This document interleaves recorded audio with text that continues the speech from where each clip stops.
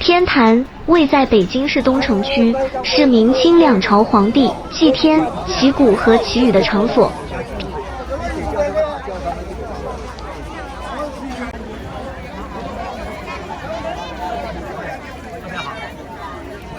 天坛始建于明成祖永乐18年（公元1420年），原名天地坛。明嘉靖9年（公元1530年），在北京北郊另建祭祀地神的地坛，并改名为天坛。这大哥也能看见。我提到它，你往前看，你们都往前看。提到它就得提到祈年殿。以前这个公园，什么叫以前？就是咱们回到604年前，这么硕大的一个公园，这个地方挑好了。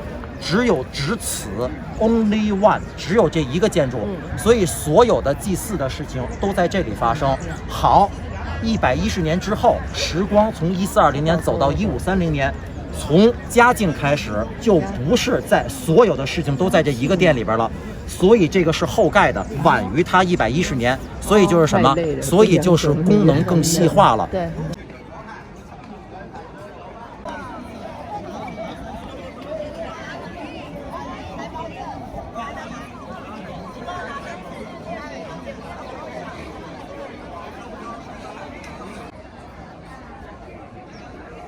天坛占地约273万平方公尺，是故宫面积的4倍，是现存中国古代规模最大、伦理等级最高的祭祀建筑群。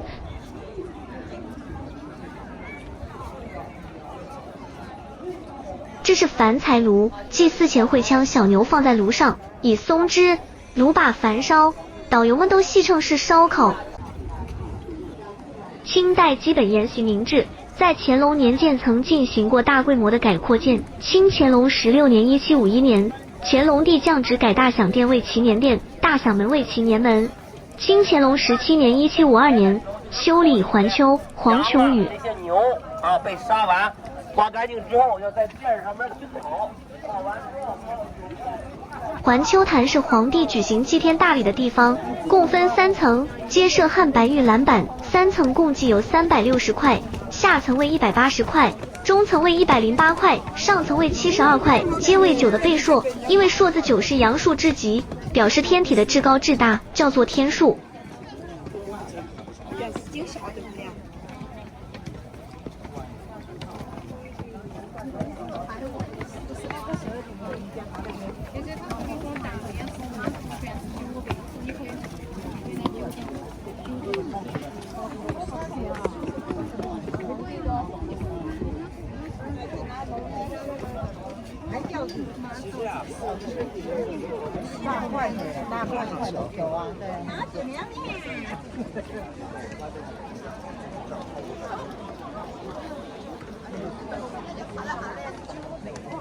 小心台阶，注意安全。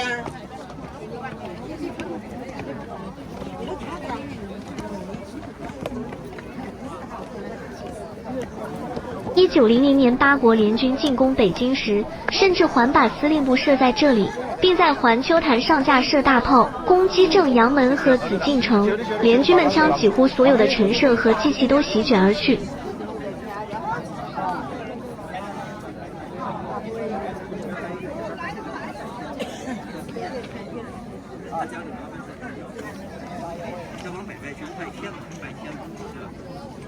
海水的，这好多婚纱照都在这儿拍的，这蛮好看的。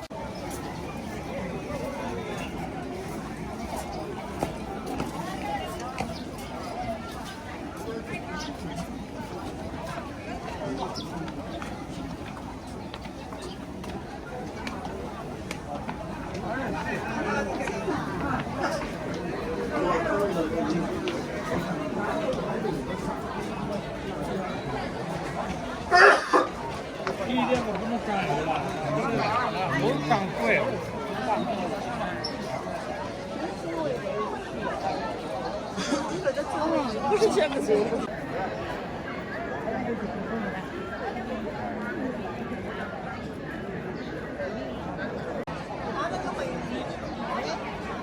哎呀，照点。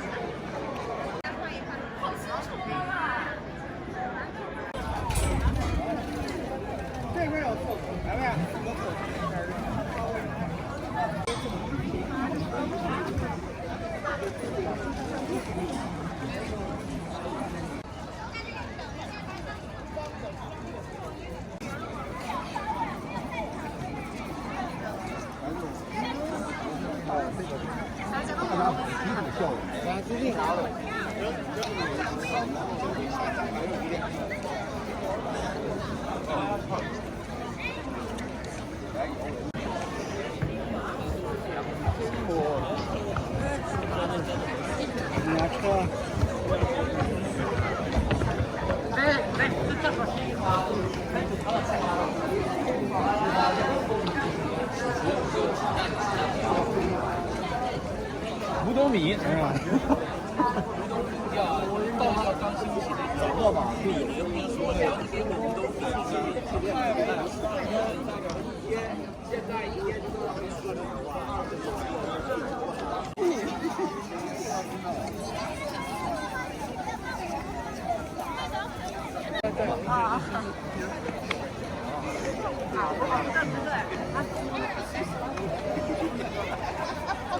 来就直接走一排。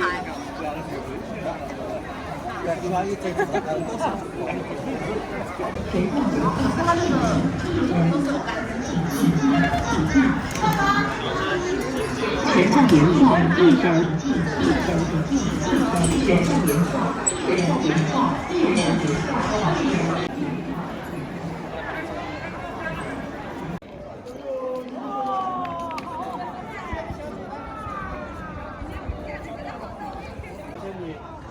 对哈，把书往这边露出来一点。祈年殿3复檐上层青瓦，中层黄瓦，下层绿瓦及其祈年门、檐五、黄前殿绿瓦均改为青色琉璃，其他仍照旧制的镀绿瓦。往前走，往右下走。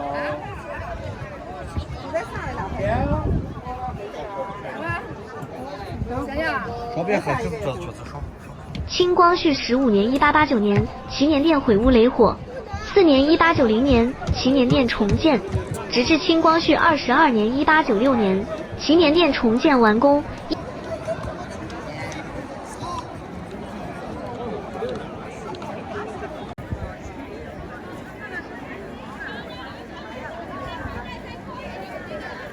1911年，辛亥革命爆发。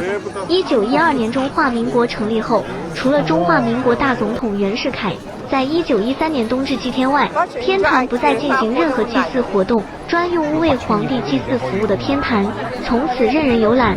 1918年起辟为公园，正式对民众开放。